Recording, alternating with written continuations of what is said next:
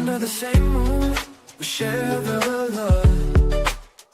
Embracing the differences like hand in glove. Spreading peace and joy, it's a beautiful sight. Together we shine in each other's light. United we stand in love's pure might. Watching the world share in love and light. Hearts beating as one in our peaceful flight. Colors of harmony painting the night. United we stand in love's pure might.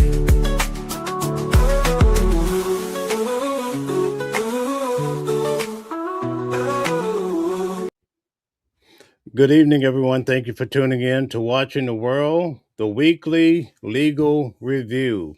Global tensions have surpassed anything we've probably seen in our lifetimes, especially when it comes to the chaos and so many things happening near and far. A lot of people are concerned about the economy, and what does this mean? What's happening out in the Middle East? Here in America, the President of the United States has said repeatedly that prices are going down and that the stock market is booming. But what does it mean when we actually look at the actual numbers? Is that accurate? Well, we're going to get into that tonight, and we're going to do so from a high level with the criminal defense attorney, right? We're all familiar with. His name is Calvin Johnson. We're going to have him on the show as we do weekly to help us really unpack and understand what's happening from a legal perspective. Let's welcome on none other than Calvin Johnson. Calvin, how are you? And how you doing today, Mel? What's going on, man? Nice to have you back. Nice to be here again, once again, on the weekly legal review. You have to excuse my lighting. We've had some technical difficulties, but we're going to be fine. All right, very good. So a lot has happened over the last week. What do you think in regards to the president came out this week and he talked about how he solved 8 to 9 wars. Prices are down. The stock market is the highest that we've seen it. But a lot of people are pressing back because they say, well, that's not the accurate truth. What do you think in regards? Why are we getting a different message from the president versus the media? You know, that's not the truth. And I think that's where a lot of us have had our problems with the president. You know, there are times when he does things great and everything's going fine. But there are also times where we know it's clearly showing that things are not going well. I went to the gas station the other day, and I remember about 6 weeks ago, I paid $2.49 for a gallon. Yesterday, I paid $3.89 for a gallon of gas. And so you can't fool people with real numbers. I mean, real numbers are there. The economy is not doing well. Everything's kind of unstable because of this war. Oil prices are going up. Therefore, gas prices are going up. Therefore, the cost of living is going up. Think about the truckers and the people that drive Uber. They're having to pay for a lot more gas now. And then that is being passed down to just the regular citizens. So we're having a serious issue in America right now. And sometimes with this president, when things don't go well, he tries to paint a different picture. And I think America has kind of caught on to that. The president said that this is only a temporary situation. And so as soon as this is over, things will get back to normal with the prices and the stock market. The concern for that is it going to get back to normal? What is going to be normal? And when is this going to be over? I think that you have a country in Iran that's fighting for its existence. And I don't foresee them letting anything happen and be over quickly. Even though America is mighty and strong, I would imagine that country has planned for years with this possibility happening. And so they're going to be extremely strategic in doing what they're doing, and they're not going to be taken out quickly. Okay, Marissa says the president is delusional. He thinks that because he is stealing our money, he has plenty to spend. That is the economy. It's good. What do you think? And that's another concern that we're having in America. While we go to war and spend billions of dollars on war, We had somebody like James Talarico come down here to the Dallas area, and there's a part of the Dallas area that does not have running water. And so he talked about, while we're spending $5 billion across seas, we have a place in the fourth largest metropolitan area, a part of the county that does not have running water. So when you start talking about that, and then you look at what Kristi Noem was accused of doing, which is wasting $220 million of taxpayer dollars on some advertising, as well as a lot of money spent on a private jet or several private jets, or to renovate them, and use these American dollars to do so. People are not with that. They're looking at the fact that this administration was supposed to drain the swamp, and now they become the swamp, and now they become even the dirtier swamp because of the war, as well as some of the overspending that's happening inside this administration with no accountability. So people are having some issues.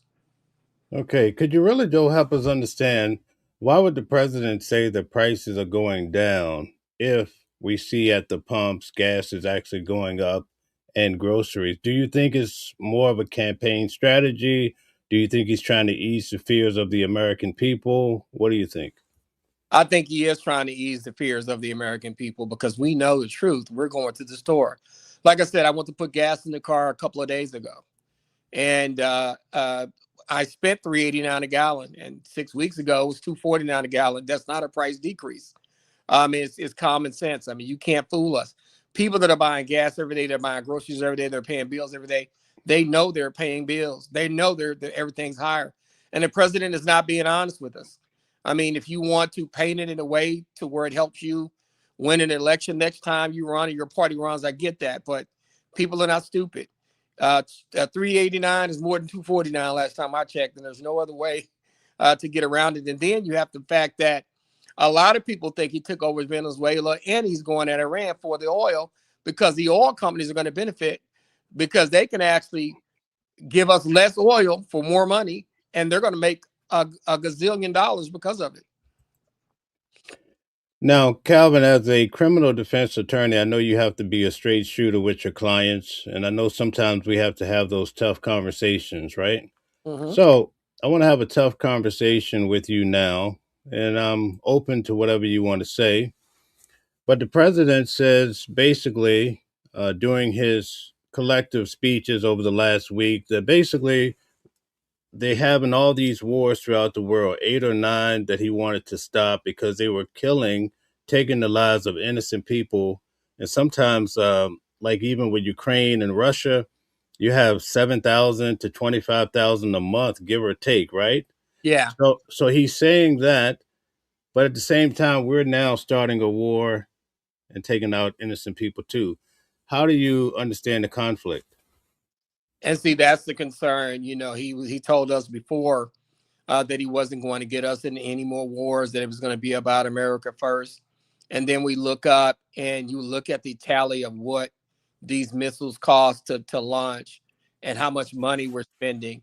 I've been told that some of the missiles that we're launching is going to cost around $5 billion a day to run this war. And while Iran is actually using these little mini drones that cost about 20,000 a piece to be able to fly against some of the stuff that we're doing. And so when you look at the amount of money that's being spent, the fact that he told us he wasn't going to get us in any more wars, the fact that we are in a war, and the fact that that war is causing prices to come up. I mean, like I said, you're 289 to 249 to 389. Hey man, that's a big jump. Somebody actually said in the comments, that's a 60% price increase on what I'm paying for gas. Think about a trucker who has to put hundreds of gallons of gas to drive across the country. So this war is hurting us, man. And he told us one thing and he's doing another. Okay. Now let's look at it this way. Over 47 years, as Country Carpenter has mentioned, we've been dealing with Iran. In fact, they've taken many Americans hostage. A lot of Americans have lost their lives due to Iran. Could you say that by the president going after Iran, that he's trying to save the future of the American people? And this is the thing. Now, I have to be honest. I'm gonna give y'all a little bit of a history lesson. For decades, and probably for half a century, oil in Iran was controlled by the British and the Americans. They were being exploited by the British and American oil companies. And what happened when they took hostages back in the late 70s, early 80s was that America had installed this guy called the Shah. And the Shah was very friendly to American and British policies. Iran stepped up and said, listen, it's our oil, it's our country. We're tired of y'all taking advantage of us in the oil. We want to control our own future. We want to control our own oil. America said, no, we're going to keep things how they are. You already have a leader. That's how it's going to be. Well, they started threatening the Shah. The Shah realizes that, hey, they're going to come kill me if I don't get some American help over here. So we came and actually evacuated the Shah. And when we evacuated the Shah, Iran said, hey, he's a criminal. He's not doing what's in the best interest of Iran. We want him back. And when America said no, they took the hostages. So there's a huge story behind why they did what they did. And I'm not excusing Iran in any shape, form, or fashion, but it's just what happened. It's a history lesson. And so when you start thinking about kind of what's happening in our battles with Iran, some of it, a lot of it has been them, but some of it has been us and our policies in terms of the way that we deal with them. Now, don't get me wrong. They are they're some of the kings of terrorism over there. But if you're going to tell a story, we have to put a historical context on that so that everybody understands that I happen to be a history major, so I know all of this stuff. With that in mind, a lot of people are saying that Israel is behind this whole action in the Middle East. Is that true, or do you think America is after this for a noble reason? I think Israel has pushed it for various reasons, that they have had issues with Iran. Of course, religious issues, number one, but number two, they've been battling for years too, and they have been attacking each other for years. They have been going at it for decades upon decades. So when you look at it, part of it is Israel, but part of it is our self-interest. The oil companies are going to make a lot of money. I've even heard that Jared Kushner and some of the other people are making some financial moves that's going to gain them a lot of money based on the fact that we have went to war with Iran at this point. I think some of it is America going in, but I think a lot of it is being pushed by Israel. Okay. The optimum goal here, I believe, is for a regime change to get a new regime that's basically more favorable to America. Do you think it's possible? Once again, I go back to history, right? Why did they remove the Shah? Or why did Iran want the Shah out? Because he was too favorable to American policies. At the end of the day, I want countries to be favorable to us, but they have their own country.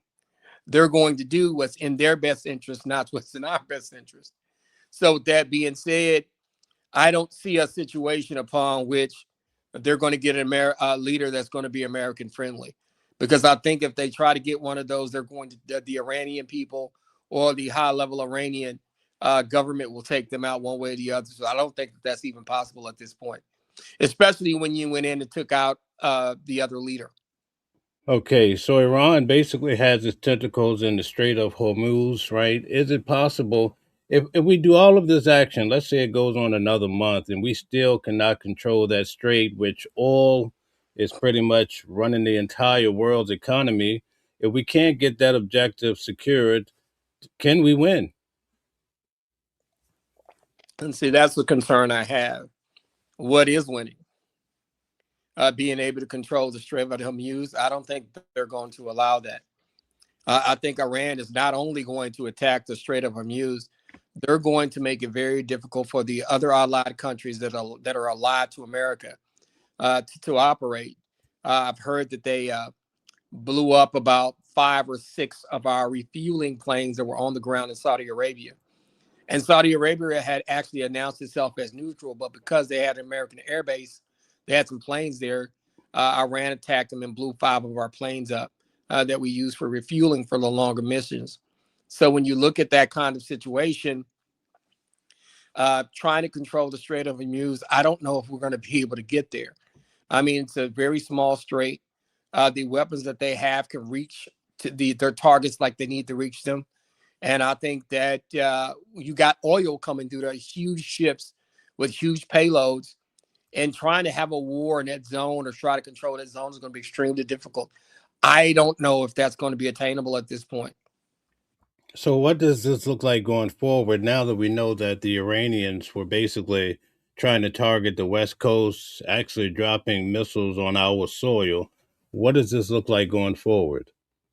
I think we need to be extremely careful. I think that with the innovations of war and some of the things that you can do now that you could not do in the past, let's say uh, you get an Iranian on American soil that has access to some drones, and then he decides to let them go in some of our cities and some of our communities. That's a real possibility now. They don't actually have to be on our coast to be able to do it. They can get somewhere close, fly the drones in, and ergo, we have a bigger problem. I think the way that war is now, I think Mr. Trump and our leadership, our military leadership, they need to make sure that they communicate the way that things are to Mr. Trump. Because what I'm hearing is that Mr. Trump does not read his daily briefings, that he's not as technical as maybe some of the past presidents were. And I think that can be very dangerous when you're looking at a new area of war. So far, they've sent 2,500 into NARD trying to take control, but can they really pull this off without boots on the ground at a larger scale? Now, keep in mind, Iranians have 1 million foot soldiers. And see, that's what I'm saying. I think you're gonna have to you gotta put boots on the ground. But with that being said, the Iranians probably have been preparing for years for this, so they're going to be extremely strategic about how they use their men. They're going to be extremely strategic about how they use their munitions, and I think that's where we need to be extremely careful with Iran. We consider them a very small country that cannot uh, defend themselves against the might of the American military. But you got to understand the most dangerous animal in the pen is a wounded dog. And they are going to use whatever innovations that they have, whatever they know about the regions, whatever they have learned the last few years to be able to deal with us. And they're getting some help from um, our enemies like Russia and China. Okay, I'd like to ask everybody to hit the like button, share, subscribe. Also, hit the hearts to really help push the channel. Could you perhaps, Calvin, take a moment and tell everyone who you are, what you do? My name's Attorney Calvin D. Johnson. I'm a criminal defense attorney. I've been doing criminal defense for the last 24 years. I do state, local, and federal criminal defense. I've been doing that, like I said, for 24 years. I'm also a former city council candidate here in Dallas. And I can be reached one of several ways at the phone number of 214-565-5600. On the website is theywon'tletmeout.com, and my email is attorneycalvindjohnson@gmail.com. Okay, the foreign minister of Iran basically said, listen, we want you to come and have your boots on the ground. We've been waiting for this for years. We're going to smoke you guys to pieces. What are your thoughts in regards to that? I think we need to be extremely careful. You're fighting a country that is fighting for its existence. They're not just trying to win a war. They're fighting for a way of life, and they're fighting to exist. And you know that they teach their soldiers that it's honorable to sacrifice your own life in the midst of this war, which means that they will be rewarded in their own heaven by sacrificing themselves and sacrificing their lives in war against America. So we need to be extremely careful about dealing with those people, trying to get boots on the ground in an area, of course, where we have allies and where we fought before. But when you fight somebody on their home court, you don't know what kind of tricks that they have up their sleeve. So this could be very dangerous for us. And it's not just about really winning the war. If you do win the war, what cost is it going to cost the allies? How much is it going to cost Bahrain, Saudi Arabia, some of the other people that we deal with, Qatar? How is it going to? How much is it going to cost them? So you got to start thinking about not just the cost to yourself, but the cost to your allies. You know, I'm quite concerned. Lately, I've been traveling a lot. I was out in Tucson, Arizona. I just came back from Washington, D.C. By the way, they took down the Trump and Epstein statue, so I wasn't able to get that film. But here's my concern. Recently, we saw with Don Lemon, he went into a church. He ended up getting some federal charges, right? Mhm. When I was out in Tucson, Arizona, the sheriff came out and said, listen, we don't want you guys out searching without having a permit. So all of these type of thoughts coming to mind when you're out here boots on the ground. But now we're starting to see with Tucker Carlson. Tucker Carlson says that he could be facing charges because he actually spoke to some Iranians before the war started, and they're trying to put the screws to him. It seems like the media, independent or mainstream, is in hot water. And this is the problem that you have, and this is something that Mr. Trump needed to think about as well. The information now, it's easy to get information, right? You can talk to people, you can get on the internet, you can get on YouTube. You don't have to be some classified person. You don't have to be some classified news organization. If you look at it, a lot of the private creators and a lot of the private content creators are taking the lead in some of this, as well as some of the people like Tucker Carlson, who broke away from Fox and is doing his own thing with his own kind of network or a different network right now. So you got those issues to deal with. And then those people still have the same contacts as they had when they worked at those major news organizations. So that could be a continued problem as well. They could get into some trouble because if you leak information, if you're having conversations with foreign governments and that foreign government is fighting America, that could be an issue. But with that being said, the Trump administration also kind of has a little loose lips when they're discussing what's happening in this war. And sometimes they give out information that can be very damning to our soldiers in our fight because they give out too much information. If we know the information, then the enemies are going to know that same information. So there's a lot to unpack there, Mel, a whole lot to unpack. So Donald Trump's brother Robert, who passed away recently, I think he died around 2020. He used to be a client of mine, right? One of the things he told me about Donald Trump, I don't think many people know, is that he wanted to be in media at some point himself. So if that's true, which I highly believe it came from his brother, why would the president allow the media to take such a hit, knowing how tough it is to get the message out? And he likes to persuade the media himself. I just think that there are times where when he can't control the media to give the narrative that he wants them to give, sometimes he holds a grudge against them. And I think that's something that can be a continued issue. And that's been something that has been happening a lot because you have him wanting to control that narrative and sometimes not really being able to. So that can be an issue. So, what do you think is going to happen going forward? We're starting to see, we saw recently a reporter in Washington, D.C. get hauled off to jail. Tucker Carlson, if he gets some serious time or even gets arrested, do you think they're trying to discourage reporters and anchors? I think that they are. I think that we have been accustomed to these norms when it comes to the media, that certain things you can't do to the media. You want to protect their freedom of speech. You want to be able to protect their sources. You want them to be able to speak freely and openly about what they think about war, as well as with some of the information that they get their hands onto. But under this administration, if you speak negative or not in their favor, that's not something that they like or they want. Okay, I think Tom is making a great point here. Could you address this comment? The U.S. has no other choice but to get all the objectives completed. Anything of else is a sign of weakness to Russia and China. And I think that's right. What he just said is right. But I think that we put ourselves in a position where we had to, once you make that attack with Israel, you put yourself in a position to where you're not going to be able to back your way out of this. You're going to have a win, and you're going to have a win that is clear and convincing. And what is that going to cost when it comes to American lives? How much is that going to cost to American economy, to the American economy? How much is it going to cost politically to the Republican Party and to the Trump administration moving forward? Those are the things that you're going to have to tally with, but you must win because now you put yourself out there. Okay. Lisa Page makes a great point. Could you address that? Controlling the media is authoritarian. Is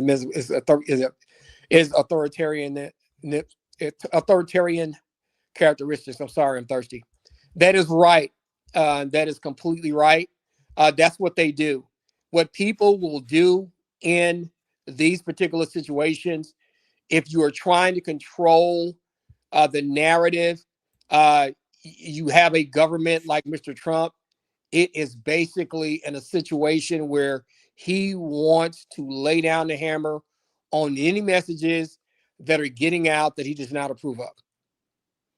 Okay, very good. Alicia also says because media speaks out against him. And she's right. And that's the thing. The one thing that we have is actually American media. American media will speak out against Mr. Trump. And they're in a country, one of the few countries where you can actually do that. Go to some of these countries and speak out against their leaders and see if you either A, are alive, or B, still free and not end up in jail, or C, not ended up getting punished for doing so. And so I think that in America, we're extremely lucky to be able to do what we're doing, but I think it is the responsibility of the media when they see something like what's happening with Mr. Trump for them to open their mouths and say something. When I knock at the door of the Democrats, it seems like nobody's home. Why is that the case? When you say you knock at the doors of the Democrats, it seems like nobody's home. There's no distinctive leader. There isn't a distinctive leader. And I think that that goes back to some of the stuff that I was talking about. There's a lot of people in the Democratic tent. You got blacks, you got Hispanics, you got liberal whites, you got the LGBTQIA community. You got, to a sense, some religious folks that are kind of moderate Democrats. You got some folks that are not religious at all, and they go into their direction. So when you start thinking about all of those types of things that are happening, the tent is very, very big, and it's hard to get a leader that can represent everybody's interests in a tent that's so diverse. But think about it. Even with the case of Jasmine Crockett, right? She did a good job trying to win, even though she was defeated. But then all of a sudden in the media, right, it comes out that her security guard was killed for fighting with the police. Like, what is going on? This is all bad press stemming around the Democrats. And see, this is the thing that I talk about when it comes to that. A lot of people use private security when you're dealing with somebody like her and she's out in the campaign, because when you're campaigning, you got to have your own private security. When you're doing your duties as a congressperson, you can get security that's paid for by the government. And what happened in this situation, I don't know if that particular security person was vetted properly, but the thing concerns me, not that somebody was around her that was maybe not supposed to be around her. The fact that it came out, not to her, but they decided to go in and arrest the guy without telling her what was going on. And that's the shameful part about it.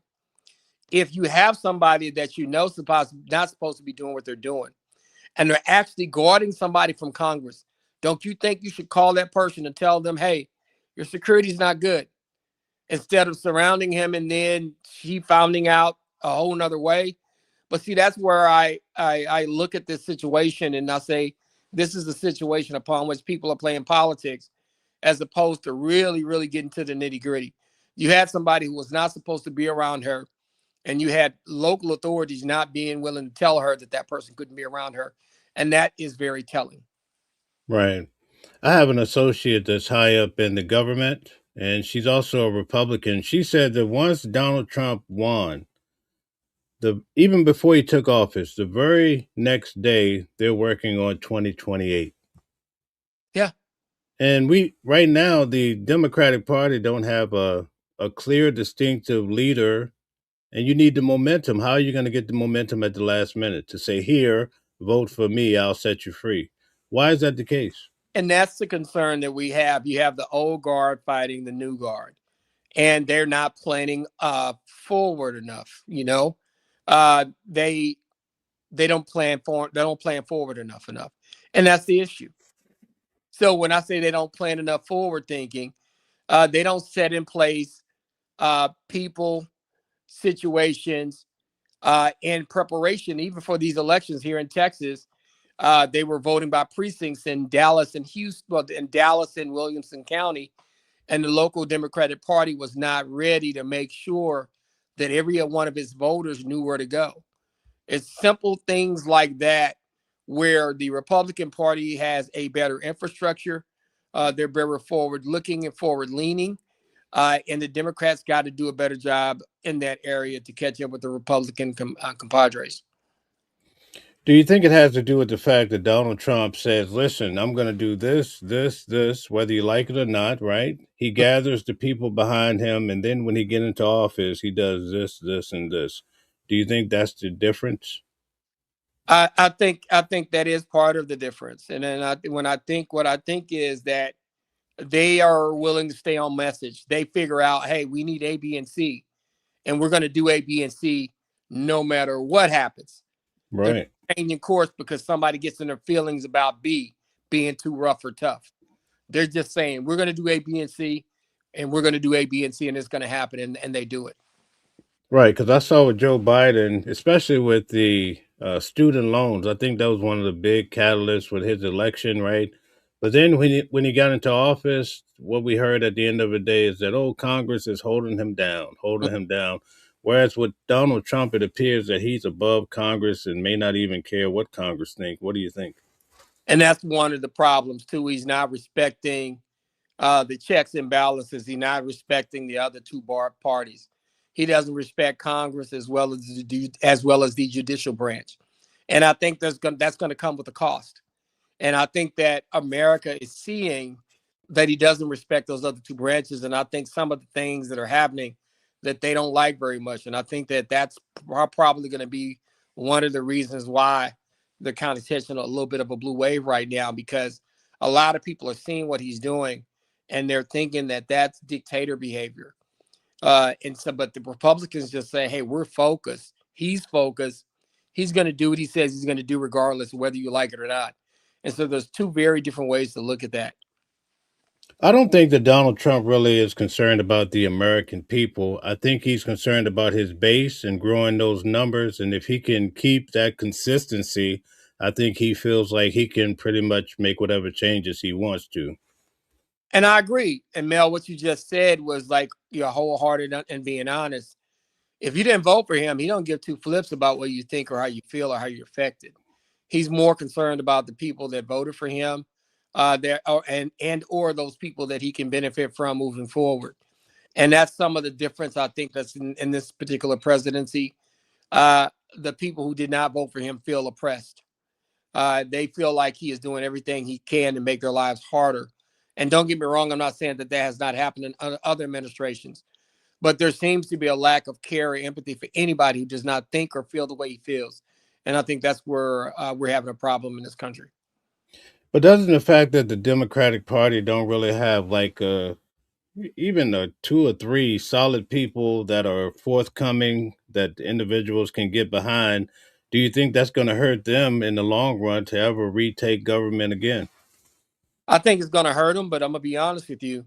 Some of the stuff that we're seeing right now in terms of Trump and some of the things that he's doing and some of the things that are happening, I don't know if they have to do a lot. They just need to be steady. They need to stay away from those far left ideas that they sometimes try to and put into place. I think they need to get the independents back in line. I do think that they need a clear leader, but I think that this party right now, with the war and some of its overly aggressive immigration policies, I think they're making their own bed to die in if they're not careful. I think the Democrats are going to be fine, but eventually they're going to have to get some strong leaders in place. So basically, if I understand you correct, you think having men in the women's room and also having such a major effect with these pronouns that at one point you had to say the right pronoun or you could be in hot water. You think all of that took the Democrats too far left? I think it is, and it's not a situation where we want to discriminate against anybody, any particular person. But I think some of those policies hurt. I've even talked to one of my friends that's LGBTQ, and he even thought that some of the things that the party was doing was pushing too far left, and that's coming from somebody who's gay. And so I think that when we have this conversation, some people will say, "Oh, Calvin, you're being phobic, and it's not. I'm not being phobic. What I'm realizing is that the Republican Party is smart enough to bring these things up because that will distract certain folks from paying attention to what they're doing over here with the money, to what they're doing with the oil, to what they're doing in tax policy, and what they're doing taking away their medical care. They can have you focus on some far left bathroom stuff while they do everything else that they want to do. And what happens is, not only is that happening, while the Democratic Party tries to defend the bathroom stuff, the Republicans are saying, see, they're loony over there. We need to bring some normalcy in. And while they're saying bring some normalcy in, they're taking away all of the stuff that you're going to need to be able to survive. So I think that is kind of where things are. And that's the rub. Okay, Calvin, we lost your camera, so maybe you have to go out and come back in. I'm not sure what happened. Oh, you can't see me? No, it's all dark. Okay, so let me go back out and I'll come back in.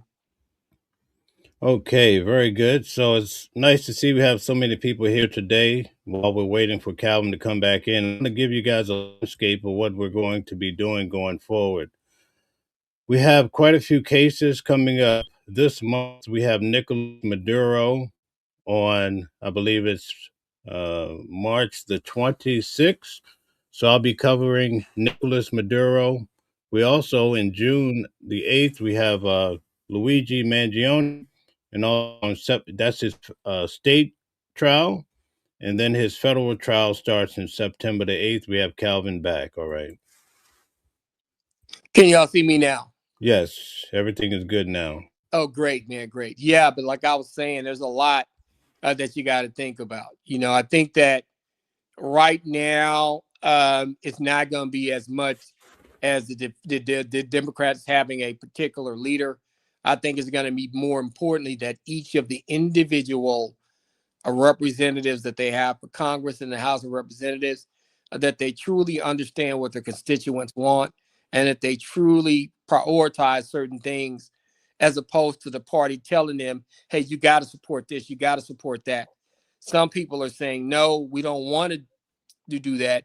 You need to deal with the issues that you have in your own district and at home, and you need to be able to have the leeway to be able to do that. Sometimes I don't think the Democrats provide that. They really push certain policies, and I think that they got to be careful about doing that moving forward.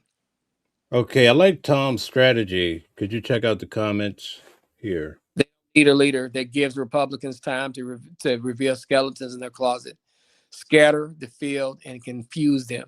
I think that's right. I think what you do is get several leaders that are really good in their areas with their groups of people that can speak to those groups of people and make sure that those particular leaders, galvanize their people to be able to vote.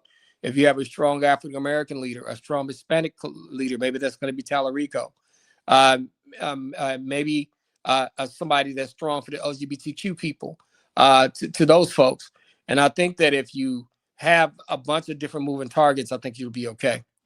Okay, Jim makes a great point. Jim says when the whole world is crazy, you need a bully for president, not anybody soft. I think that is true to a point. And it's not about being soft, but even the bully has to be strategic because remember, there's a David and Goliath story in the Bible.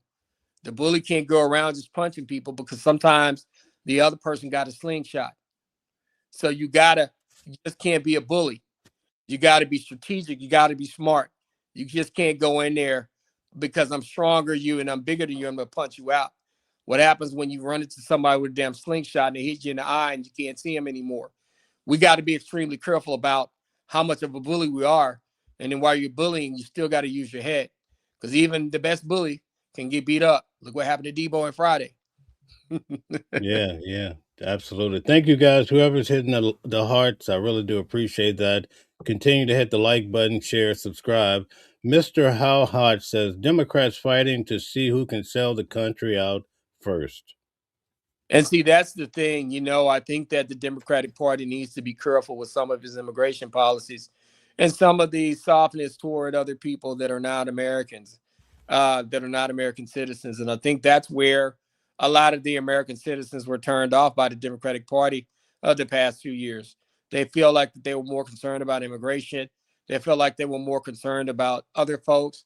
A lot of people felt like the Democratic Party had abandoned the working Americans, the working class, the average people that are just trying to buy houses and cars and send their kids to school.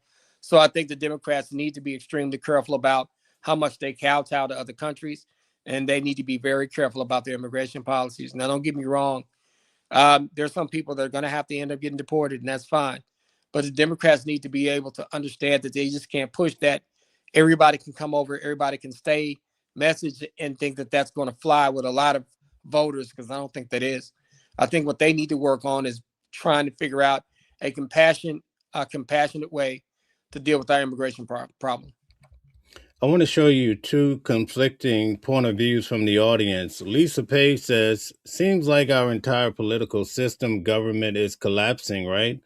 And then Mr. How Hot says the opposite. He says our system is stronger than ever. Just because you don't agree with it doesn't make it false.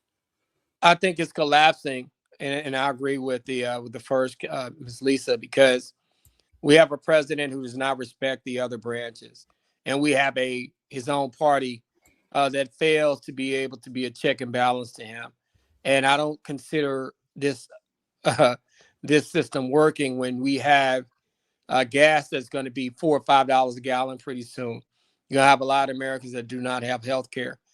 You got a president who ignores Supreme Court decisions and who also fails to pay attention to anybody in the legislative branch of the government when he doesn't like what's going on. So when you look at it, that's a concern that I have. As somebody said, if Congress would do their job, then men, they would deserve respect. And hey, I get that. It's not an easy job to do. I get that. But at the same time, you don't want a dictator in there either. President Trump is smart. He may be smart in certain areas, but I don't know if he's smart when it comes to trying to tell us that things are cheaper when they're actually more expensive. I don't know how smart he is when it comes to paying attention to the fine details of war. I'm not saying that he's not a smart man. He may be very well smart because he's wealthy. He's figured out a way to be a president, number one, get elected twice, which most people can't do, as well as he's had some success in business, and he still has a lot of money. So I think that you can't say that this president is dumb, but I also think that when it comes to governing and when it comes to strategically dealing with our military and these military conflicts that we've gotten ourselves into, I don't consider him very smart in that area. Okay, today we have more people viewing on X or Twitter than we do on YouTube. We want to give a shout out to all the people that are viewing from X. Calvin, can you introduce yourself? Let them know what this is about. My name is Attorney Calvin D. Johnson. I am a criminal defense attorney in Dallas, Texas. I do state, local, and federal criminal defense. I've done that for the last 24 years. I also hold a degree and a double major from Howard Payne University in Brownwood, Texas, in political science and history. And I hold a law degree from St. School of Law, as well as I also went to the High School for Public Services, Government and Law, the law magnet here in Dallas, Texas. So from the age of 13 or 14 years old, I've been involved in government, law, and politics for the last 40 years. And that's why me and Mel do this show. We talk about law, politics, and the weekly legal review, what's happening in America legally and what's happening in politics and government. We do this every Sunday, 6 p.m. Texas time, 7 p.m. New York time. Thank you so much. Who can we nail the government shutdown to? Who's responsible? I think it's kind of it's kind of interesting because the Republicans actually control the House, the Senate, and the presidency. So they ought to be able to keep it open. So if you're going to control all three, you can't blame the other party. When you control all three houses, you should have a plan in place to be able to keep the government open when you control all three houses. So I would say it's the Republicans. Tom just brought up the midterm elections. What do you think the midterm elections look like so far? You think the Republicans are going to hold steady, or do you think the Democrats are going to come back from behind? I think they're going to come back from behind. You see a lot of things happening in Texas, even in Fort Worth, Texas, which has been red for the longest. You had somebody recently lose one of the House seats. You have a lot of places, especially in Texas, where they redrew these maps to favor the Republicans, but there was an understanding that they thought that the Hispanic voters were going to vote Republican, and now that's been flipped upside his head. So in Texas, in places like Texas in the Valley, and places like Austin, and the places like Brownsville, Laredo, and El Paso, the Hispanic community is really backlashing against the Republican Party in Texas. A lot of them voted Republican the last time, but they have completely changed. So I think when you look at a place like Texas with so many seats they're there, as well as other places across America where the Hispanics feel like they have been disenfranchised and they've been totally disrespected when it comes to the way that this immigration thing has played out. I think that the Republicans are going to stand to lose a lot of seats and a lot of power this upcoming election. I see a blue wave coming. Okay. Jim is pouring it on thick. He says, so what? America first? What is wrong with that? And there's nothing wrong with America first, but if it's America first, you're going into Venezuela, you're bombing Iran, and our gas prices are going up. I understand what you're saying, but you got people that are dying, and you got people that are suffering. You got people that are paying a lot more for gas across America right now. You got a lot of people that are going to pay a lot more for food across America right now. And at the same time, hey, I understand if you're you're a Republican and you love Mr. Trump, and it's the one great thing about America, you can love your particular political leader. But when folks can't pay their bills and prices are too high, or when a particular person or particular party starts to assume more power and take power away from the people, they're going to go, whether you like them or not. And that's just going to be part of it. And so we're going to have to deal with that. You just got to kind of deal with that in a sense. Okay. The Gen X heretic says, represent the people, not the elites. And see, that's the thing, too. We have a problem in the Democratic and Republican Party where the elites have been taken care of. And I'm not just going to call Republicans out for this. I'll call some of the Democrats out as well. Sometimes the Democrats have lost their ability, right, to make sure that they take care of the little voter, the factory worker, the union worker, the person that's just trying to buy a car, pay for their house. Yeah, and then when it comes to Republicans, a lot of people are saying right now, especially some of the Hispanic folks and some of the people in middle America saying that, hey, this particular president is taking care of the oil companies and the oil prices and the big companies. And they forgot about us in middle America that don't have health insurance and can't get SNAP benefits. And so you got to start thinking about that. But right, fight for the people instead of the elites. Okay. Grumpy is preaching from the political pews. He says, the world is America. What happens in the world affects us at home. America hasn't been a singular since the 1950s. I definitely understand what you're saying, Grumpy. But at the same time, we got to be extremely careful about how we put our power out there. Like I told you, you can be a bully, but you got to also be careful while you're being a bully because you're going to trigger things in the world that are going to come back to affect regular Americans. So you just got to be extremely careful of how you use the power that we have. That's all I'm trying to say. Okay, nice to have Baked Biscuit wants to come up and chat with us. We're going to open that up in about 10 to 15 minutes. Look forward to having you come up. I'll drop the link so you can come in. Tree Craft says, we are so cooked. I think we are. And I think that one of the things, and don't get me wrong, I'm all for putting our citizens first, but we got to be extremely careful about how we do that because other countries are going to say, well, we're going to put ourselves first too. And so there are going to be certain reactions, there are going to be certain things that are going to happen that we're not going to get the grace and mercy that we used to get when certain things would happen. And so you got to be careful when you're the most powerful.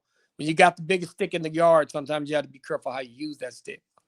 I mean, do you want to hurt somebody with it, or do you want to kill somebody with it, or do you want to use it to make people get in line? We got to be extremely careful about how we use our big stick.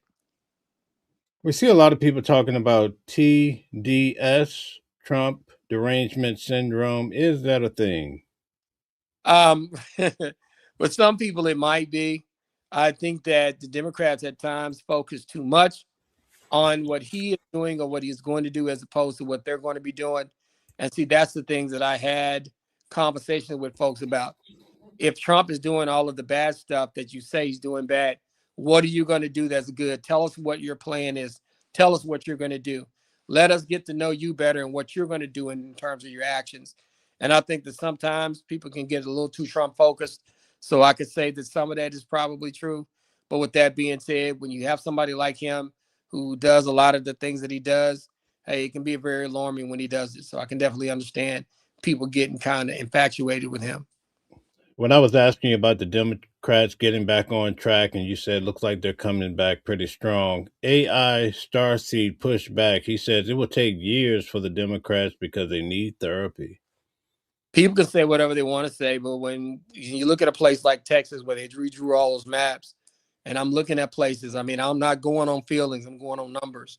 I mean, we've had people win elections down here in Texas in deep red areas.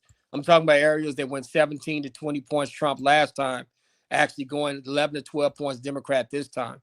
So, Texas is a great gauge of what's going to happen. And so we're going to see what's going to happen. I mean, we could disagree, but the proof will be in the pudding when this election comes up. It looked like the Republicans played a ground game of ball, a good basketball strategy with Jasmine Crockett. They did the redistricting so that they could take her off of her square, then set her up where she had to go and try to become a part of the Senate, and that did not work. Have you ever seen that before? I hadn't seen something like this before. What they did was kind of diabolical. But with that being said, I always try to tell people I know Jasmine personally, so I don't hide that from anybody. I just thought that because you have so many counties in Texas, people have to understand. In the state of Texas, there's over 250 counties in Texas. And Tallarico won 160 of them. And I think Crockett won 82. She won some of the bigger ones. But the problem that you have is in a statewide election in Texas, there's two ways to victory. You can try to get some function and some motion on all of the smaller counties. And with Jasmine, I just thought that in places like Dallas and Houston, where she runs strong, that you got to go stronger and harder in those areas. And unfortunately, in Houston, I think she won by like 30,000 votes. In Dallas, she won by like 40,000 votes. But I think that a safe amount for her to be able to compete in a statewide congressional race would require you to win by 70 or 80,000 in Dallas, at least 60 to 70,000 in Houston. That would be my projection in terms of being able to compete in Texas when you're a candidate like her, especially when you're getting 90% of the black vote. To me, I would have targeted a lot more of the black voters to get them out, because chances are if I get them out, they're going to vote for me. And I think what Tallarico did was extremely smart. He knew that his image would play extremely well in the smaller counties in Texas because he's like a PK, a preacher's kid. He's also has a seminary degree, if I'm correct. I have nothing against Mr. Tallarico. I think that he's a smart and energetic young man. And I think that he will do fine in this race against Paxton or Cornyn. But I also think that he was very smart in terms of the way he ran his campaign. I think one of the mistakes he made, though, he allowed some attack acts to go out against Miss Crockett. And I think that's going to hurt him with some of the African-American women in the Democratic Party. And that's a demographic that you do not want to offend. And so I think that's where he may have a little bit of a problem. But I think Jasmine has come out and said that we must come together and we must move forward in terms of defeating Greg Abbott, our governor, as well as the Senate candidates for the state of Texas, because we're sick of being oppressed down here. So what could be next for Jasmine Crockett based on this scenario? Well, there's also the core, um, the in 2 years, Ted Cruz has to run again, so she could always decide to run for Senate versus Ted Cruz. And I think that she would probably have enough name recognition to gain that nomination. Or she could do something like run here in Dallas in one of those citywide elections for a political office in Dallas or greater Dallas County. Um, I think that that's something that she could do, or she could just go back to practicing law. And I've talked to her a little bit. I'm not going to go and say what she's going to do, but she's leaving all of her options open to doing either one of those things. Okay, Pretty Thing says at the end of the day, we have to find a way to all exist together in this country. We don't have to agree with each other's lifestyles in order to coexist. I think Beautifully said. great way to approach everything. I just wish more people thought like you. And unfortunately, everybody is in their clique and their groups, and they don't understand that the rest of the world is laughing at us. And the sad part about this is whether you are a Republican or a Democrat, I sit back and I watch what's happening in America right now.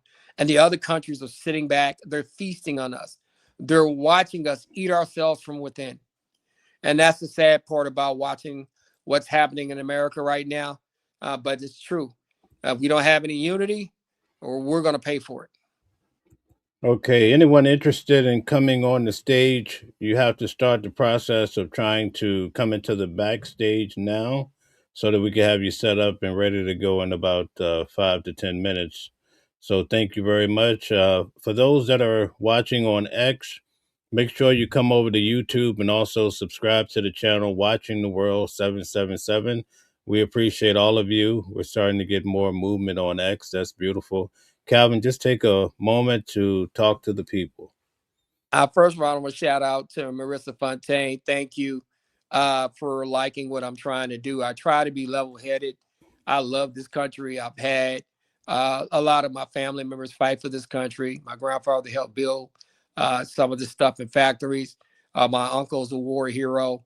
At the end of the day, I am an American, and I would love for us to be able to get along a lot better and not fight each other to the point to where we in a sense, like hating each other. So at the end of the day, I was hoping that we can do a better job of actually trying to get something done for this country, as opposed to just flat out dogfighting for every 4 years. With that being said, listen, I always try to tell people, me and Mel do this show. We try to be fair and balanced. I'm not going to come on and just go 2 hours and bash Trump for everything that he's doing or not doing. I try to be balanced and balanced and fair down the line. And at the end of the day, but I will tell the truth. I mean, if the president is trying to sell us a line of BS about prices going down, and I know I'm paying more for gas, then it's my job to tell you that. And if you're a big Trump fan, hey, that's great. You're welcome to come on this platform, but we're not going to just drink the juice because you think it tastes good. So we're going to tell the truth about it. But at the same time, if I see the Democrats do something wrong or I think they can do better, I'm going to talk about that too. They're not going, they can get some of the smoke too. So I don't mind. But that's what we do here on this show. And we want as many people as possible to come up and engage in decent conversations with us, not just these lopsided, uh, you know, uh, idol worship conversations that some of these people have on some of these other platforms. All right, beautiful. Purple Groovy really drives the nail home. Says the new propaganda is not about convincing people to believe in lies, but to doubt the possibility of truth. Man, that's, oh my goodness. I mean, Powerful. Groovy, Purple Groovy in the 69, you hit it on the head. A lot of us can lose the ability to think that the truth can actually get out. A lot of us lose hope that we can actually get fair, level-headed people to be involved in the political process, that we can get fair, level-headed people to engage in government, and you cannot give up on that. We have to have somebody that's strong enough to have a middle ground, and we got to quit blaming everything on Trump and Obama and everybody else. At the end of the day, we're Americans. At the end of the day, we got to participate in all the processes that make our country. And we need to try to, at some point, learn to deal with each other civilly, as opposed to just going to war every 4 years, trying to beat each other's heads in. If we do that to each other, the other countries in the world win, and we don't. Okay, Mr. How Hot says, why is the American government paying healthcare companies under Obamacare then? What I try to tell people, that is a very, very complicated situation. It's not something that's simple. Let's quit trying to make something simple when it comes to healthcare in America. We know that a lot of these companies, they operate and they're trying to maximize their profits. We know that in places like Canada and Germany and some of the other places, that healthcare is a lot more cheaper because they don't allow their governments to get gouged like the American government. So let's be honest about what's happening. It's not something that can be handled simply and that can be solved easily. Okay, ABD says, did you guys speak about Diddy appeal? Diddy, his appeal is coming up on April the 8th or the 9th, I believe. What do you think in regards to that? What is this going to look like?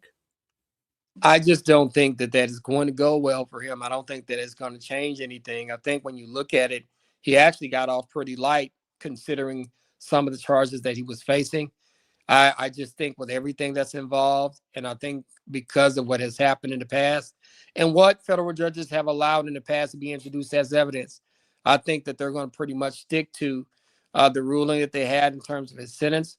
And I think that he's going to be stuck with what he's stuck with. However, I don't think he has that much time to do. I think based on him getting the 51 months, he'd already served 13.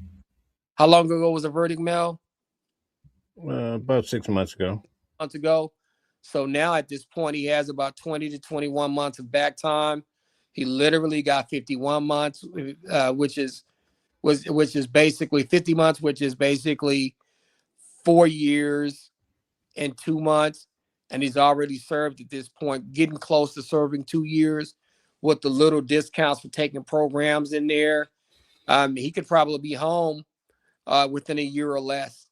And so I think about a year less, he could probably be home with the programs and doing 85% of his time. So I think that he might just needs to do that year, get out, move on with his life. I don't know if that appeal is going to go well for him.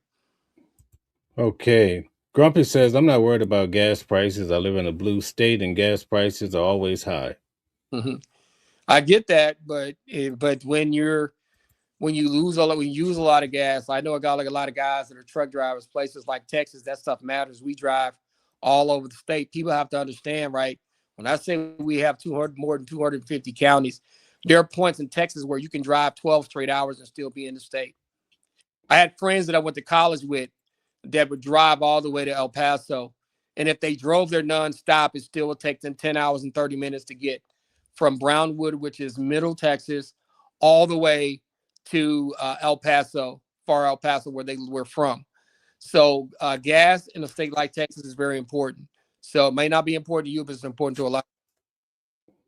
Okay, guys, hit the like button, share, subscribe. Baked Biscuit, feel free to come in and join this discussion. I put the link in the chat for you.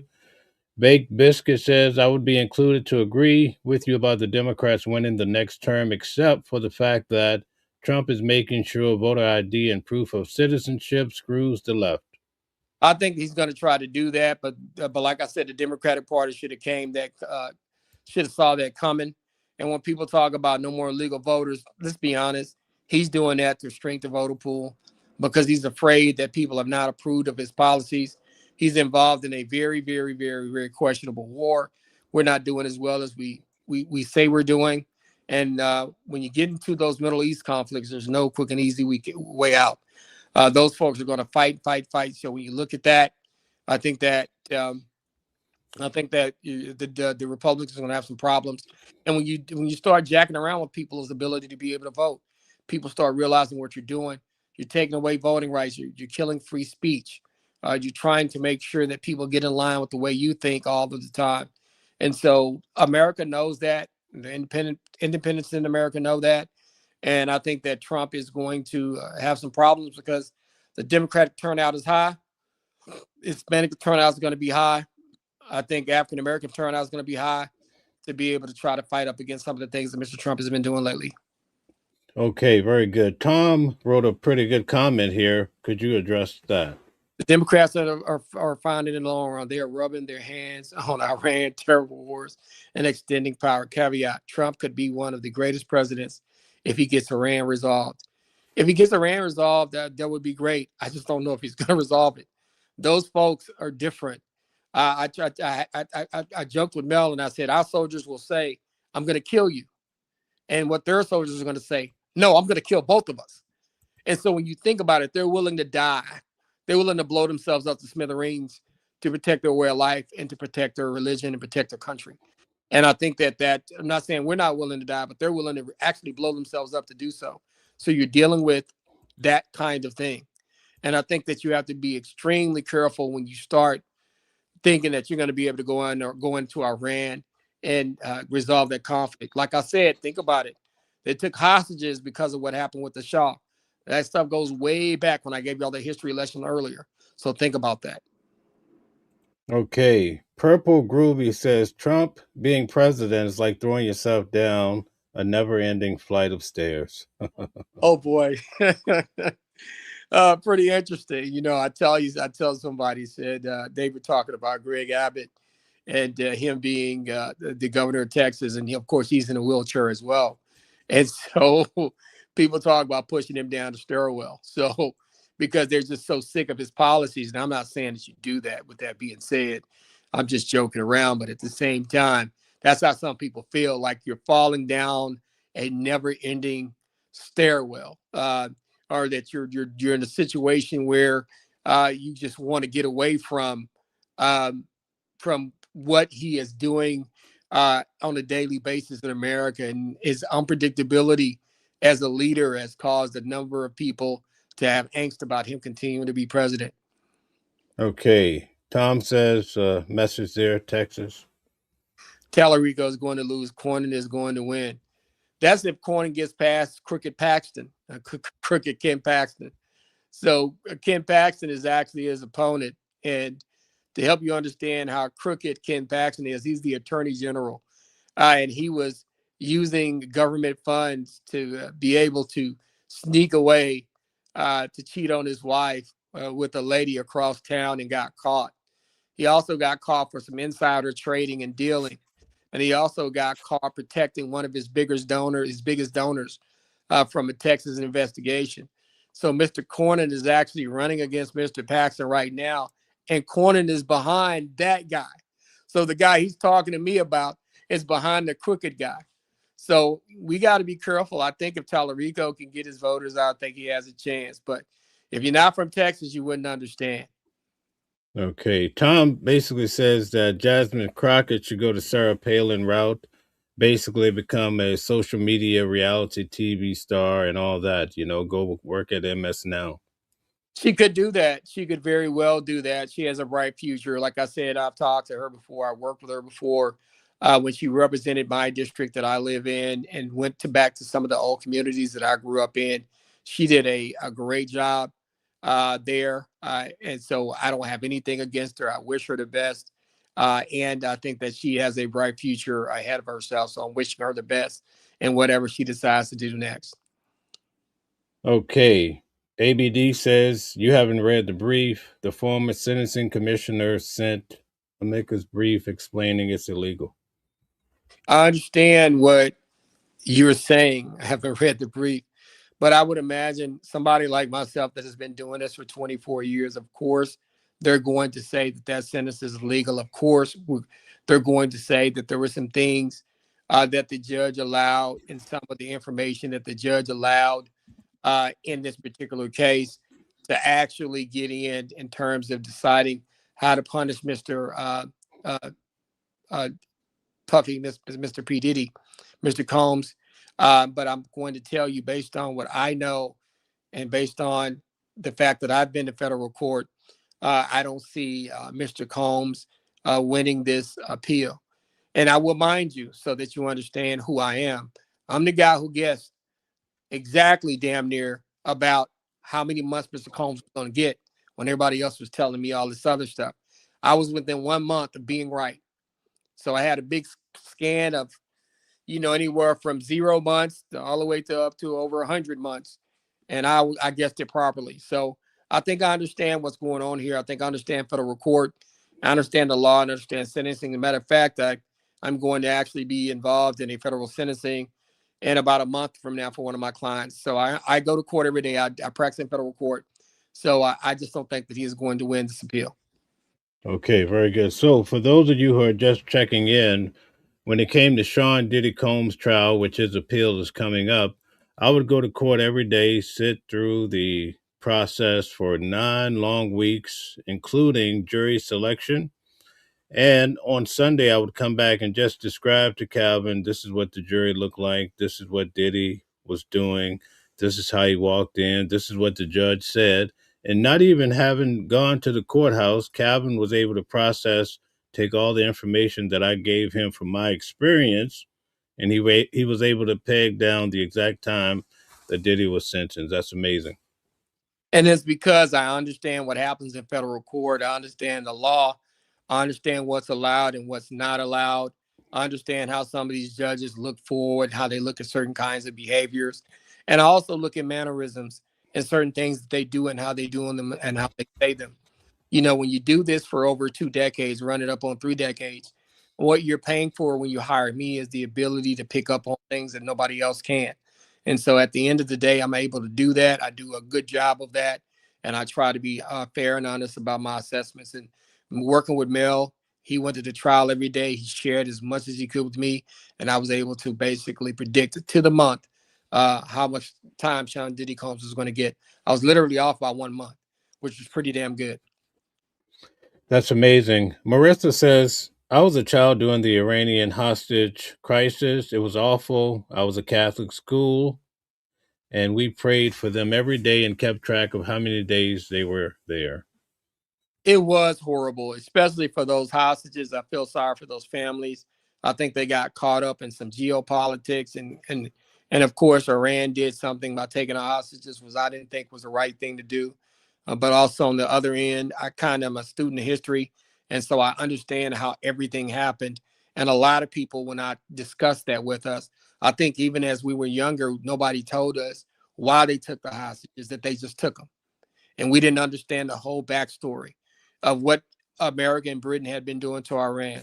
They didn't give you the backstory about the Shah. They didn't give you backstory about we installed the Shah as their leader. And then when they tried to overthrow him and were going to jail him, that we went and swooped him up and brought him to America and away from them. And we wanted to continue to exploit them. And with that being said, that's one of the things where in today's world, we're able to talk freely about that. But what was happening when they took the hostages, nobody had the knowledge of the full story of everything that was happening because the presidents then could control the media, unlike the presidents now. So, and then they control the narrative a lot better then. But like I said, for those families, I hated that they ended up in that position. I hate that they ended up getting taken and that they went through what they went through. War is a very serious thing. I always tell people my uncle was a Vietnam vet, and just watching him after he came back home, he was never the same again. Okay, all right. So we're down to our last 15 minutes. I figure we'll switch up and talk about a few other things before we're out of here. Nancy Guthrie, it seems that the last of the Mohegans of the media is packing up and leaving. What do you think went wrong with this particular case as far as them not being able to solve it quickly? I think that in the first 48 hours, maybe they didn't get the leads that they needed to get. And I think when you don't get those leads early, and then when they dry up and time passes, then you got everybody in the country looking for her, and you don't get those good leads the first 48 hours. That's why they call it the first 48. That's why they call that show the first 48. You get most of your clues in the first 48 hours, and the first 48 hours is very important to get leads because if you don't, the farther away it gets away from that 48 hours, the worse it's going to get. And unfortunately, there's been no new news. There's been no new leads, no new ransom demands. And I would imagine that those people who took her are probably scared at this point to actually pop up with her if they still have her. And so, unfortunately, I think the worst is probably happening right now. even though I'm wishing for the best for that family. You know what's really strange to me? It appears that the person or persons came through the front door. This week it came out in the news that there were several cameras around back, and guess what? They were motion censored cameras, and Mm. there's no footage from that night, but there is footage prior to that night and also footage after. So it seems that someone came in through the front door, although the officers are not confirming it. And see, that's what I think probably happened, and that's the unfortunate part. I feel bad for Miss Guthrie. I just feel like somebody of her ilk, when your daughter probably makes 15, $20 million, $10 million on a show like what Good Morning America. That's what she's on. Is that correct? Today's Okay, show. I'm sorry. I'm sorry. I'm Mhm. thinking about Good Morning America. That's when I was. But the Today Show, when you're on Today Show, is a very popular morning show. You got to know that your family could be target to ransom. And I just think that when you got somebody like her, you don't let her live to where people can just walk up to their front door. I tell people all the time, that sometimes you have to have controlled environments, additional gates, additional security. You gotta protect your loved ones a lot better. And when you're somebody that's famous, you just can't live anywhere and just have anybody in your house and or have people being able to walk up on you. That's a dangerous situation, especially for somebody that's her age. You know, a lot has come out over the last week. One of the things that's striking to me is that they went back and they found video, I believe, from like 2013. Hmm. And there's videos of the mother in the home making her bed. And to think about the fact that that's how she was taken right from her bed. When people have such a big public persona, should they stay away from sharing personal information? I think you got to be careful. I think I went to one of my friend's house that lives in Beverly Hills that I do some business with, and we took a picture. And I made sure that I took a picture and that I did not show his address. And the reason why you do that is because um, when you go to somebody's home and they're wealthy and they got a lot of stuff, I think when you're well-to-do or you have well-to-do relatives, you have to be extremely careful about sharing your information about people knowing where you live. Like recently, house got shot in, and you would imagine they probably took on the tour. That's where Rihanna lives over there, and you got to be careful. You can't let everybody know where you lay your head, especially some of these stars. I mean, you got to think about that stuff nowadays, and you got to be careful. Okay. So let me ask you this question. If she has on her front door talking about Nancy Guthrie, she has a deadbolt and she had a key lock at the front door, how would someone get through that without scratching the door or showing any signs of forced entry? To me, it would have to be somebody that she knew or somebody that she felt she was comfortable with opening the door for, and we just don't know what happened. But with that being said, you still just got to make sure that everybody doesn't have access to her, that everybody's vetted, and that there's several layers of security between her and somebody actually snatching her. And that's the sad part about it. There's reasons why I know certain people live in gated communities. I went out to Alfle's house not too long ago. I think I was telling you, Mel, gated community. I understand why. I look at the houses in that community. You could tell they got cameras everywhere. You're not going to be able to run up and down. You got to go through the gate, and then you got to get through another gate to actually walk into his house. And I definitely understand why, because you got to be careful. You can't let everybody know where you live. And when you got somebody like that, that's an elderly lady, of a mother of somebody that runs the Today Show or is a major part of that show, you just got to be extremely careful. Right, exactly. Could you address the comment here, getting back to Diddy? There was a 2024 sentencing guideline amendment that Diddy is saying the judge ignored. Before the 2024 amendment, Calvin would be right. The former sentencing commissioner said it was illegal. And I get what people are saying. But what happens is what they allow the federal judges to do, they give them a lot more leeway nowadays, right?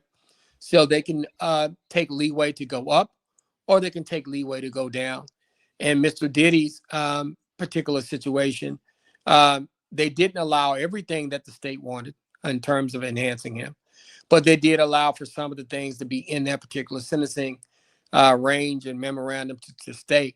And so I think that people have to understand that the sentencing guidelines themselves are what they would call advisory. They're not 100% foolproof. So you can have a situation upon which somebody's supposed to get 180 months, but the judge says, no, I'm going to give them 90. So you have to realize that a lot of these judges have a lot of leeway to do what they want in some situations. And, I got a case where I'm going to be going to federal court, and I'm not going to lie, my guy's sentencing guidelines are like at the top of the top of the top of the top of the top, because he had like 7 or 8 or 9 convictions before now, and all of them accumulated points to the point to where his sentencing would be off the chart. But everybody else that's involved in the conspiracy is getting about 18 years or less. And his sentencing guidelines grade out to like 38, 39, 40 years, honestly, 30 plus based on what his priors were and the amount of points he has. But the government is actually asking for 15 years as opposed to the 37 that he probably would be eligible to get. And then the judge has a lot of leeway to actually decide to do that, as opposed to using the guidelines that are there. And there are various reasons upon which judges decide that there are other mitigating factors that they can use to show that this Mr. Combs should get this amount, or that these particular things should be allowed. And I think that everybody needs to understand that the sentencing guidelines are not just set to be followed in stone. They're guidelines, but they're advisory. They're not to the point to where you can go over them or under them. You can do that depending on what the situation is. In the case of Sean Diddy Combs, everybody was basically floored because his defense team decided they would not perform a defense at all. In fact, they said that they had defended him during the direct when the prosecution were actually putting on their whole opposition. Is that normal? Sometimes it is normal. I think that was actually smart, because I think that the government's case I thought was kind of weak on a lot of the felonies. I thought that they were weak on some of their stuff. And I think that what they probably thought is putting Mr. Combs up there would only put him in danger, based on some of the information that the other side had and some of the things that they probably didn't get in that they probably should have gotten in. I think this defense team did a great job in this case to be able to get him just to beat a lot of those charges. He got charged with all of these felonies and and he only got hit with 2 misdemeanors. He was charged with several felonies. He didn't get a whole lot of time. He'll literally be getting out within a year from now. So I think the defense team in this situation did a great job to avoid a lot of time for Mr. Combs. And I think that they did a great job deciding not to call him to the stand. And in certain situations, you don't want your client on the stand. So, in regards to the appeal, what should we expect attending it? Is it going to be 2 weeks, 3 days? How does these federal appeals work? Sometimes most of the times they'll do the writings and argument, but they'll allow oral arguments to be heard. I would imagine it may take a day or two. I don't think it's going to take much more than that. It's not going to go more than 2 days. It usually can be done within a day, but it's going to probably take a couple of days maximum. And then they're going to come out with a decision after the fact once they hear all the arguments. But I envision that the sentencing is going to be sustained. Now, I'm not saying that I'm going to be completely be right, but I think I had enough gauge and enough leeway here to know kind of what's going on. I think they're probably going to sustain the sentence and leave it as it is. But I think with that being said, Mr. Combs will be home pretty soon anyway, probably within a year. Toward the end of Sean Diddy Combs' trial, they were trying to build the argument that he had such great means that he was able to create porn in his own bedroom, basically. Mm-hmm. But they didn't start off in the opening arguments about that. So much so that when the first sex worker walked in, people were like, "Why is a man a sex worker?" So, do you think that was a flaw on the defense side? It's on the prosecution side, you mean? No, on the defense side, by not introducing that he was creating porn from the beginning of the trial, they waited to the end to try to sell that narrative too late. I don't think that was it. I think you don't want to focus on that because I think you fed. I think that would have led to a lot more Cassie conversations. I think Oh, a lot of that, and I think you want to stay away from that. I think anything involving Cassie, if you can avoid it, you need to stay away from, because when he tried to kick her head like a football, that would bring that back in. So sometimes when defense attorneys don't do certain things, people question it. And then I actually did a jury trial where I could not ask certain questions. I asked very little of my client because we knew he was going to get convicted. But the problem that he had was, if I asked questions, it was going to lead to other problems for him, like potentially more charges later, or potentially uh, them wanting to give him more time when it got to sentencing. And so there are certain situations where you can't defend as hard as you want to, because some of the boxes you're going to open up are going to create additional problems for you and your client. okay. The last question I have, or discussion, we have 5 minutes left. I covered Donald Trump's trial where he eventually received 34 felonies. Do you think that uh, that was more of a setup? Because many people are saying it seemed like a Democratic jury. In fact, three of the individuals were attorneys, but in these typical other trials, such as Diddy, the Alexander brothers, and also Luigi Mangione, we're not seeing even one attorney on the jury. So, could you help us understand? I think that was somewhat politically charged, but I think some of it was legitimate. But they put such a political spin on it that a lot of America did not take it, those felony convictions, as being serious ones. I think that when you're asking people to delegitimize an election, when you're calling people, pressuring them to vote, to count certain votes, and you're doing certain things, I think that's a problem. But also, I think Donald Trump's business issues, in terms of his valuations of his properties, the way he got loans, the way he would overvalue when trying to borrow money and then undervalue when paying taxes on them, and doing some of the financial trickiness he was doing. I think people knew that he had done that for years, but I think some people looked at that as, hey, a lot of people game the system that way, right? And people will teach other people to game the system that way. So I think that a lot of it was politically motivated, but at the same time, I don't think that Mr. Trump was doing something that maybe a lot of other people were not doing, in terms of getting those loans and handling his business that way. So I think that America looked at some of those convictions as not as straight convictions. I think they looked at some of that as being politically motivated, even though I think that they're valid. I think you cannot do what he was doing. I think people were probably saying he wouldn't have been charged unless he was Mr. Trump. And so that's not something I felt about that. So here's my final question for you. President Trump, let's say, for instance, a lot of people are saying, oh, the guy did this, he made these mistakes in life. Do we really care about the personal life of the president, what he eats at McDonald's and all of this stuff? Or is the prime concern that he runs the country effectively? I, I think, I think for the most part, you want him to run the country effectively. But the problem, And we just lost you. Calvin, if you can hear me, you would have to go out and come back in probably.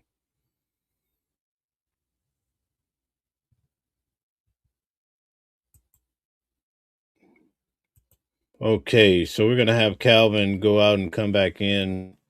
We seem to have just lost him for a moment. Uh, yes, so he's just left. All right, so we thank you guys for tuning in today. If you could hit the like button, share, subscribe. We're waiting for Calvin to come back in, but we covered a lot of ground tonight. If you have any last minute questions, I would advise you to put it in the chat now so that when he comes back on for these last few minutes, you could have your legal question answered. This is a great moment because it's not every day we get a chance to have a criminal defense attorney answer questions. Okay, here we go. We can't hear you, Calvin. Can't hear you.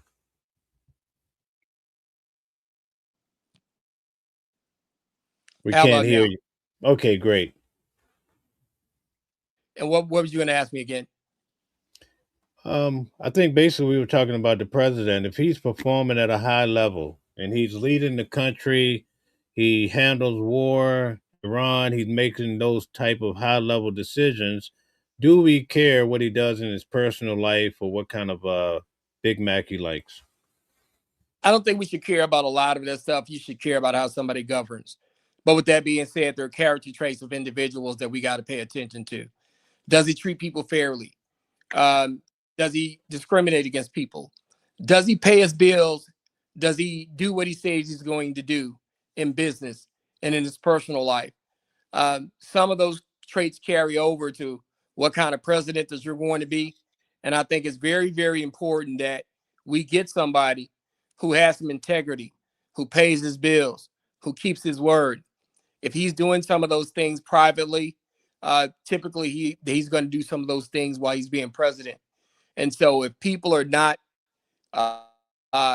good character privately, you have to look at some of that closely. But I think that more people are concerned about what he would do as president. Okay, Purple Groovy says Trump will burn down the nation just to rule over the ashes. And you know what?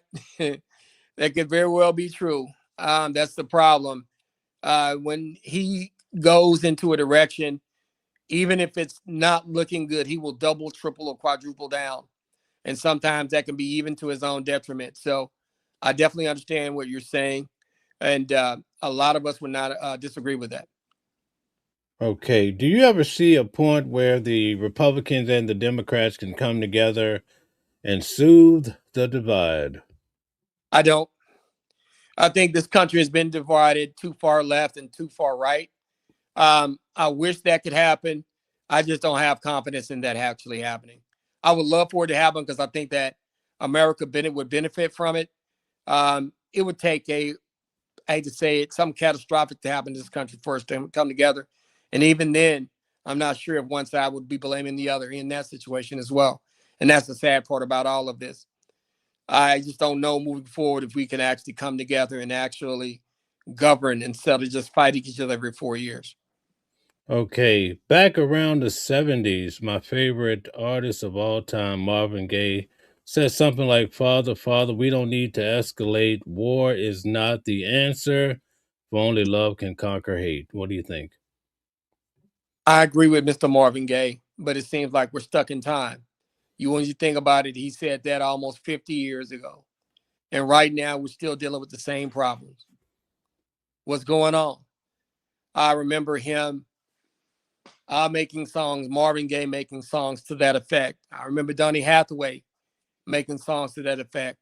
And I could sit back and listen to their music today and still feel like I'm in the 70s and still feel like we got the same problems. And that's the whole part of it all that I'm disappointed about. If I ever run for office again, I'll try to be somebody who just really wants to serve the community, whether it be left or right. I will try to do the best for this community and this country because I'm still proud of it, despite all of its warts and all of its problems. And I hope that Mel, you and I doing this show, that we can actually have people come on and actually have productive discussions without tearing each other down. Okay, Pretty Ting says all it takes for America to unite is for to have a president that can try to unite the people. I think that that's what we're going to need. I just don't think that we have that now. And people can say what they want to say, but Mr. Trump seems to be going hard on the people who did not vote for him, who don't feel the way he feels. It almost seems like he could care less about what happens to them. Lisa says, I refuse to unite with Nazis.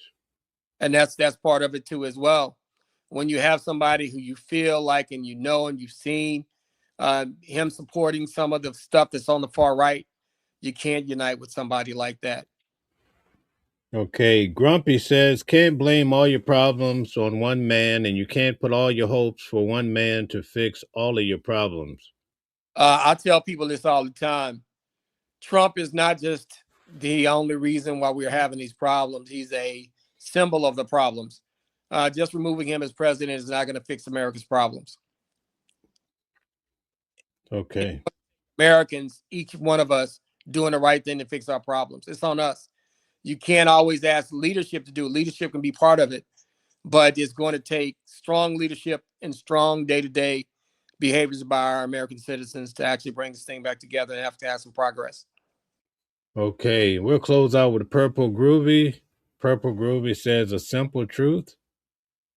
We will never have today again. Good point. Calvin, would you like to close us out? Yes, I would. Week? I would tell people this. First of all, once again, thank you for tuning in to our show. Once again, we try to be fair and balanced, but I'm not encouraged about what's happening in our country right now. We're more divided than ever. We're in a war that I don't think is going to benefit us. I don't think we're in a war right now that's going to end quickly. And I think it's going to cause more problems than it's going to solve.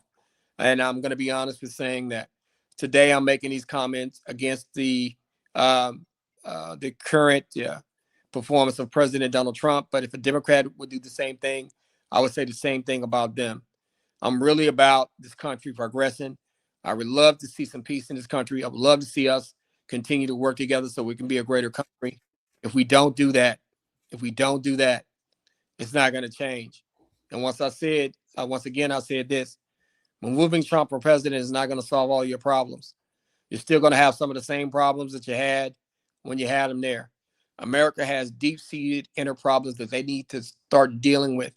And each one of us are going to have to be honest and open to deal with our problems, because they're not going to go away by electing a different president that you agree with or getting rid of Mr. Trump. He's just a symbol of what's happening in America right now, the good and the bad. And we have to take a look in the mirror and look at ourselves, see what we're teaching our kids, and seeing how we react and how we're treating. And until we do a better job of treating each other, this country will not progress.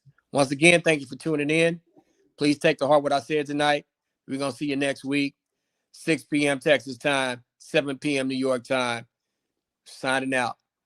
Take care. Different voices, but the same song. Living a world where we all belong. Kindness leading the way, breaking the chains. In the symphony of love, the thing remains. Embracing diversity, brighter days in sight. Watching the world sharing love and light. Hearts beating as one in our peaceful flight. Colors of harmony, painting the night. United we stand in love's pure might.